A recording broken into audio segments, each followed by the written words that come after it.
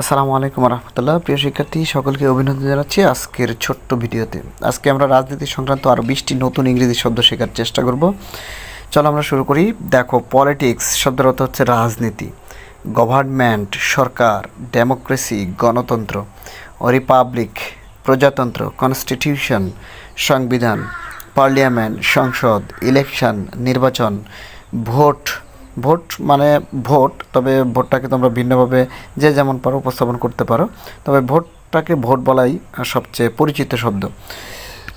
Opposition বিরোধী দল বা বিরোধী পার্টি বা অপোজিশন অর্থাৎ বিরোধী, তোমার বিপক্ষে বা আমাদের বিপক্ষে যে থাকে তাকে আমরা সাধারণত অপোজিশন বলে থাকি। রুলিং পার্টি ক্ষমতাসীন দল অর্থাৎ যারা শাসন করে। প্রাইম মিনিস্টার প্রধানমন্ত্রী, প্রেসিডেন্ট রাষ্ট্রপতি, ক্যাবিনেট মন্ত্রিসভা, পলিসি নীতি, ল আইন, রাইটস অধিকার, সিটিজেন নাগরিক, সভারেন্টি সার্বভৌমত্ব, ডিপ্লোমেসি কূটনীতি, কারাপশন দুর্নীতি।